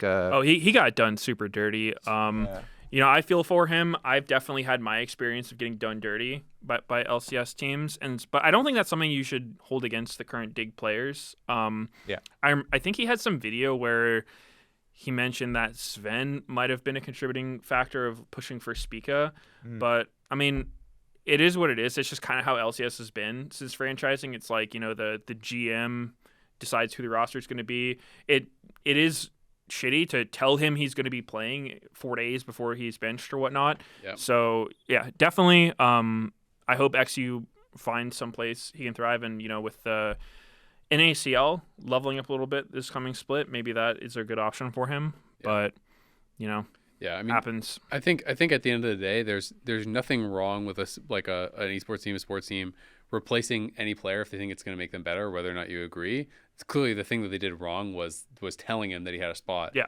Because, and I know why teams do it. Teams do it because they're worried that I tell Meteos, okay, we're thinking about replacing you with Kobe, but we're not sure yet. And then Meteos goes to find another team. We decide we actually want you, and then you're not there, and we can't have you back, right? Yeah. So like that's their concern, but that's just putting yourself above the player's well-being, which is really messed up. If they had just told XU from the start, hey, we're considering our options, you can too, and then went with Spica, then I think there's absolutely nothing. Teams are never going to do that. I know they're not, but I think there's nothing. Teams have all the bargaining power when it comes to this kind of stuff, which is it's just the reality of it. And again, this is just like from what I saw on Twitter. If that is true, what they said of your spot is guaranteed, just like a few days before, like you got to leave the door open. You can't say something like as locked in as guaranteed. They should at least pay him. Gotta wink because it's guaranteed. Don't worry, bro. You for sure. Spica hasn't officially committed yet. You are good until he does. Fingers crossed behind my back. You're winking. Can you say that without winking? Totally. Dude, it's my eye. Oh god, got something in it. Have something. Okay. Anyways, moving on. We got Energy next. Let's have you talk about this one, Kobe, because Kobe had them all the way up at 3rd, and Meteos and I had them at 6th. And Energy is actually tied, like in our aggregate with, or whatever. With Dig. It's all because of me. Yeah, it's all because of Kobe. putting them so high. But I really thought that they super underperformed last split.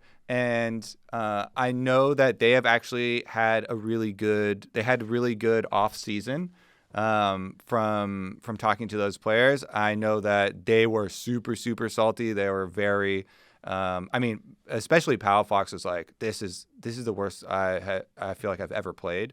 And so he was super disappointed. So I think that they're going to have a pretty big bounce back.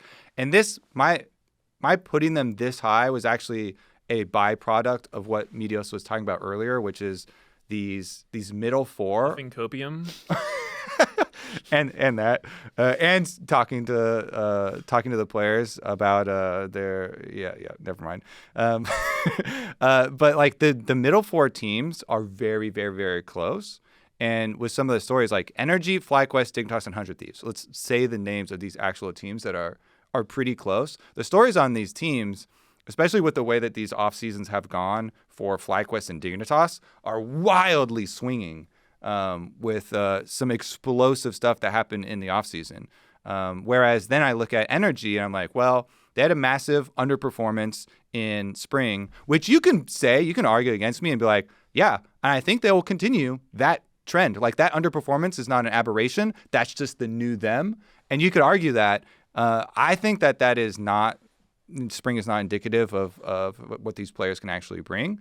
And I thought that with FlyQuest dropping further down and with Dignitas, presumably having a slower ramp-up time and losing games at the beginning of the season, having not played together and a lot of them coming back, I do see Energy having some good performances. But I did last split too. Yeah, I mean, the reality is we know that their ceiling is very high, right? Yeah, we saw it. They won the split. They blasted G2. This team could be really good.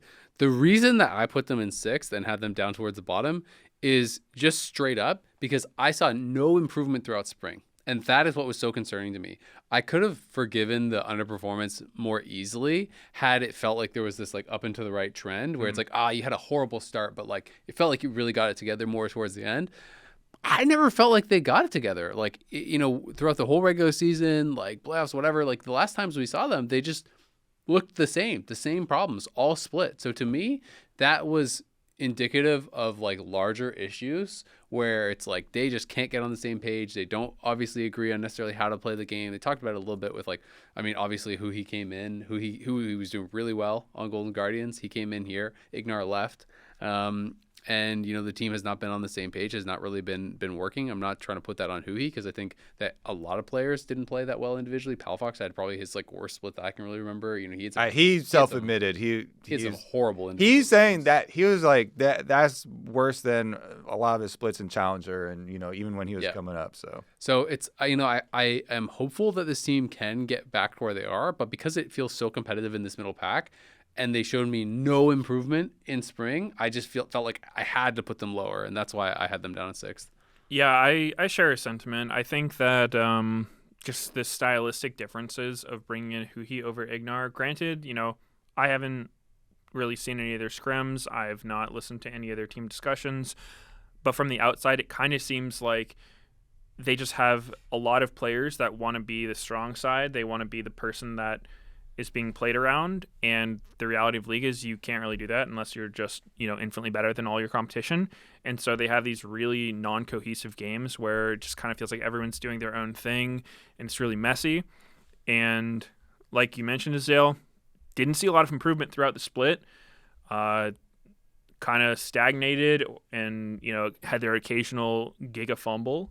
So yeah, I don't know. They definitely could be good. They won last summer with almost the same roster, so maybe they ramp up, but I just didn't see it in spring, so it's hard to rank them higher. I mean, if all these teams show up, it is going to be such a competitive split. Like if all these middle 4 teams are actually good, it is going to be a crazy split. I think the league was already really competitive last split and improved. Yep. This split. So I think it's inarguable that it got better, even just looking at the Dignitas changes. Yeah, there's I think it's definitely going to be very, very exciting. Yeah. Next team is 100 Thieves. I had them higher than you guys. I had them 4th. Meteos had them 5th. Kobe had them 6th. I was a little bit surprised that I was the only one that had them up, you know, in top 4, simply because I feel like it's like I think people cooled on them a lot in playoffs because they didn't perform as well in playoffs. But it's like Quid was the MVP. He had an incredible split. Sniper, obviously, you know, it's like his debut. I thought he had a really good split for his debut, and like I did feel that I was seeing that improvement, and I feel like they can kind of continue that forwards. River obviously is super solid. I think Meech and Ayla performed kind of like above what expectation was. So for me, I feel like this is a team that will get the benefit of the more games they play, like the better they're going to get, especially, you know, for Sniper and Quid, who are still kind of like very early on in their career. So I do have quite a bit of faith that this team can kind of replicate some of the success that they had in spring. I don't think that they're going to be able to like win the split. Like I don't see that as their top, but I think they're going to be competitive. And if this team continues to improve, their core playing around like their mid jungle is like they have arguably the best mid jungle in the league. I think they were the best mid jungle in the regular season. So this is. I'm kind of surprised because I actually think they got worse. Oh, like their trajectory to me in playoffs they got worse. Yeah, I felt like they were one of the only teams that kind of regressed, and so that it actually made me more worried than like a flat team. And I felt like since a lot of their wins were at the beginning and they were really surprising people, I didn't have the confidence that they were going to be able to replicate that in summer. Yeah, I would say for me on 100 Thieves, obviously they overperformed all expectations in spring. Part of that was because the expectations were so low. You know, they look like this team is just like, wow, the only person you're keeping from last year is Quid, the guy who just, you know, looked like almost the weakest link on the team. Obviously had a great spring split. However, I do feel like people are going to maybe put more respect on their name, like from their competition, because I think a lot of their wins were kind of people underestimating them in a way. And I do think their mid jungle is super good. I think Quid River, very, very strong player. I think River just in general is, you know, one of the best junglers. I guess reservations for me are, depending if we still see this lane swap thing, Sniper had really rough games when he's not ahead. And in lane swaps, you know, 2v1 situations, you are not ahead. You are the opposite of ahead. You're a walking hot dog, sure. 300 gold waiting to be harvested. And so, be just gobbled up. Yeah. I think that might be a hard adjustment for them. And I also just think, you know, we kind of saw them fizzle out in playoffs. I think that people are going to be a little bit more aware of what they're bringing this time around. I think, you know, Sniper was solo killing everyone. I don't know how much that was people just disrespecting him, because we saw a lot of interviews. Everyone was like, oh, yeah, this kid thinks he's hot stuff. I'm going to knock him down. And then they kind of got owned. Yeah, it was so cool. It was such a good story. It was cool. Yeah, you know, I like this team. I feel like they're one that I'm going to be rooting for. It's just, you know, hard to predict. Yeah. I could rank them higher if there weren't other teams, but... Also, to be fair, it's like, you know, you were saying they got most of their wins at Star Split. They actually started slow. They were like 2-3. Like towards the end of the split, they were basically winning all their games. It was in playoffs. They definitely didn't do as well as people were hoping in playoffs. But their regular season, I did feel like I was seeing improvements throughout the regular season. They beat Energy in playoffs. I don't know how highly you want to rank that. Obviously, they got slapped by Cloud9, and that was kind of like where people were like, oh, maybe Viper Sniper got exposed or whatever, you know, with like Fudge having the whole game plan and all the counter picks and stuff. And then they went 1-3 against TL, obviously. Yeah. Part of also what I guess takes some points off them for me is that even last year, before they had their playoff bomb, just other teams did not seem to respect them whatsoever, even when they were winning, which, you know, yeah, that could be just on the other teams. But the fact that they did bomb so hard in playoffs, everyone was just saying, like, this team, they're not good. They are frauds. They are just somehow winning. No one knows why. Yeah. Maybe that'll keep happening, but that is definitely something that's worth considering. This is a team that I most wanted to be super hyped for, but I was like, with how competitive it is, I don't think I can do it on the hype alone. But they have such good stories. I definitely will be rooting for them. And I'm really excited for Sniper's second split. I hope he can keep it up, because the amount of solo kills he got was insane. Yeah, I mean, Sniper's definitely. And I mean, if Quid River keep up their level of play, it's going to be really hype.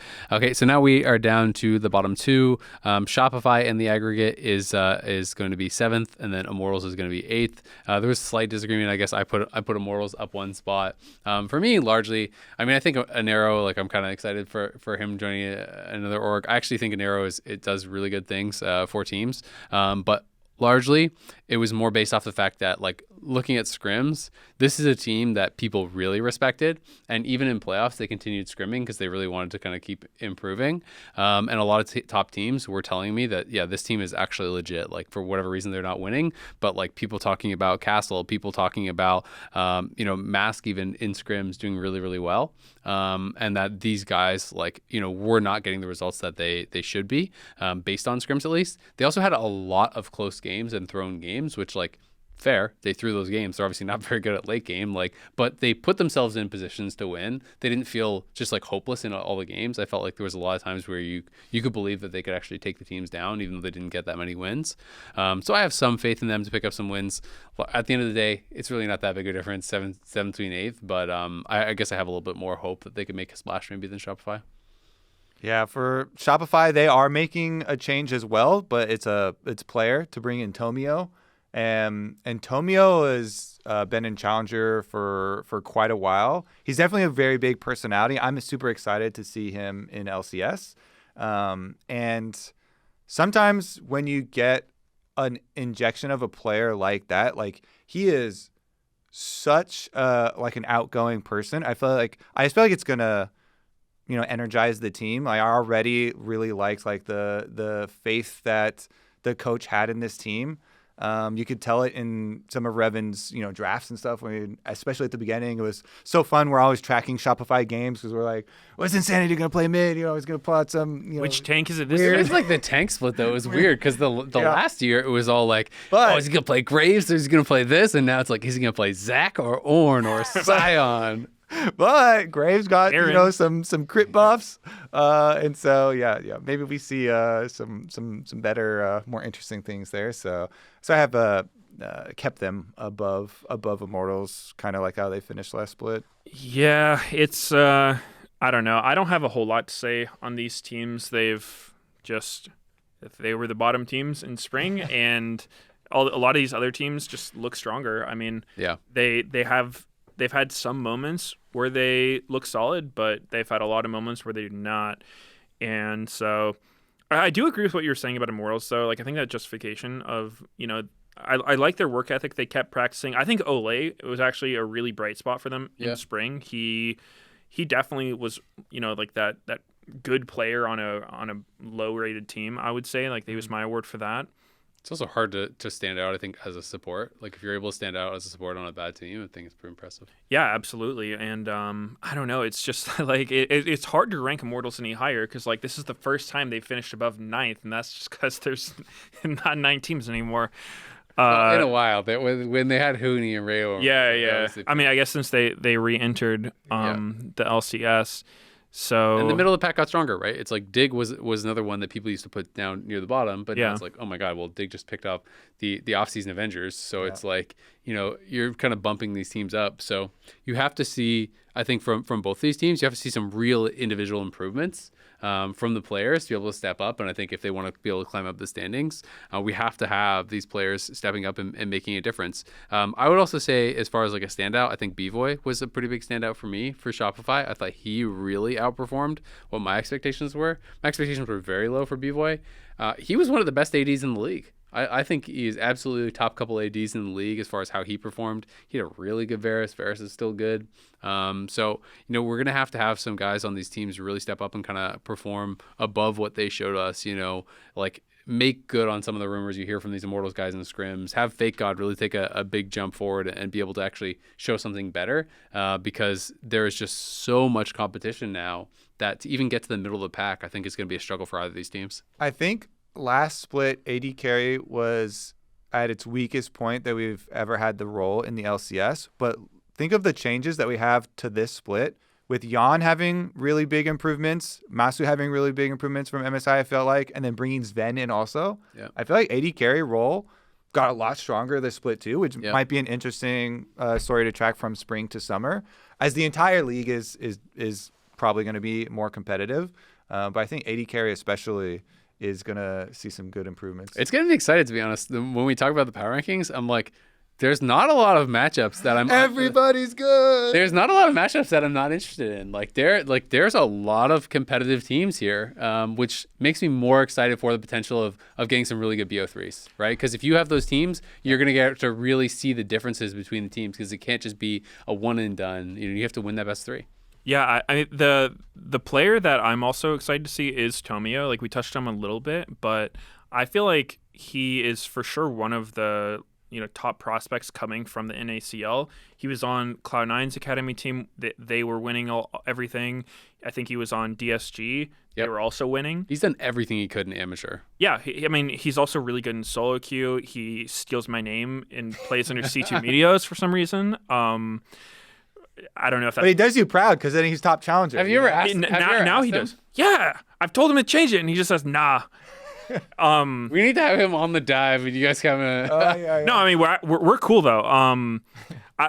So I had more of an issue with it back in the day when he wasn't high rated, and he was he was toxic. That was the problem. He Oh, was that's toxic to actually people. terrible. Yeah. But now, like he's doing well. Like he gets rank 1, and he's not toxic. And He's then, also really funny. yeah, he's super funny. So know I'm like, okay, you can rep the brand as long as you're like you're making it look good. You know what's really funny? I played against him in solo queue a long time ago, and I screenshot because I like really dumped on him, and I was like excited to like message you, and then it's not C2 Meteos, it's not Meteos, and then I didn't find out until way later also that it was him, but it was a super long time ago. Wait, I just like that you wanted to show Meteos that you dumped on him thinking it was Meteos. Hey, like, of course, he would have known. Yeah. What do you mean? check out I this want to game like we make just fun of played. him. I don't know, like show, but like, Hey, Meteos, look at this. You remember that game I just played I just against wanted you? to gloat, like talk a little bit shit. It's all good. Let me show you this game you just played in where he went 0-10. Do you remember this? Yeah, we just got out of the game, Kobe. hey Meteos, you remember that time you stood me up for the movie? Fair. All right. Well, banger episode. It's good to be back. That'll wrap it up for us here on The Dive. Driven by Kia. Thank you, Kia. Shout out to them for the big sponsorship. And remember, if you're watching us on YouTube, hit that subscribe button so you don't miss an episode of The Dive. You can also check us out on Spotify, Apple Podcasts, or any other podcast platform. And make sure you're sending your questions on Twitter with the hashtag TheDiveLOL. On the break weeks, we're going to do some social episodes, some mailbag episode, whatever you want to call it. So we can start collecting your questions for that, and should be another great season of The Dive.